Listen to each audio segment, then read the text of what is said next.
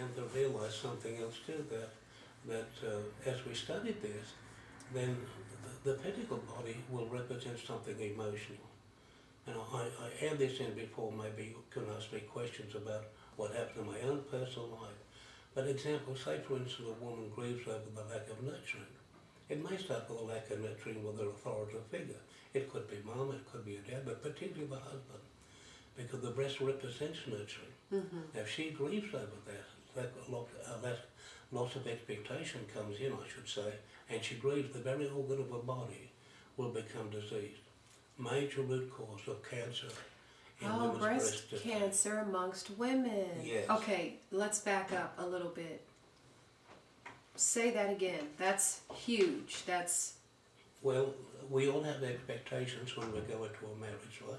Right. And particularly a woman thinks more about nurturing because that's a part of her inner personality. She needs to be nurtured. She needs to be loved. She needs to be cared for. And she goes into that marriage with that expectation, oh, my husband's going to nurture me. He's going to take care of me. Care of me. He's going to complete me. Yes. Okay. And if that doesn't take place, that's what we call hope deferred, will make the heart sick. Hope deferred. Hope deferred. Deferred will make the heart sick. And that's what it does, it creates death. Well, death is the result, grief is the result of some death, whether it's physical, emotional, whatever.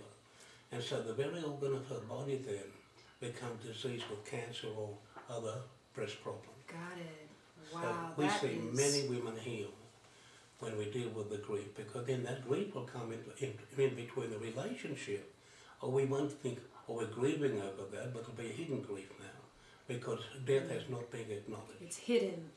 It will become hidden grief, and then it'll manifest itself out in all kind of emotional barriers in that relationship.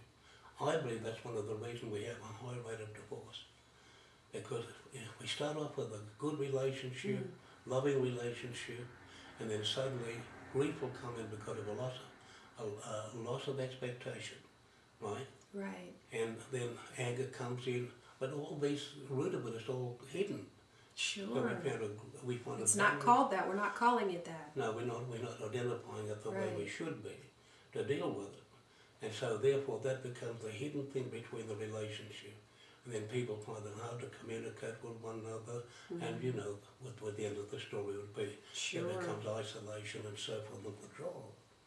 Wow, so thank you so much for that. When you're dealing with grief, I tell you what, you're dealing with one of the major issues that we're dealing with society today. That's right. That's why I'm here to talk about it. I plan to bust this subject wide open. Yes. The name of the campaign is called Let's Talk About Grief. Well, and that's wonderful.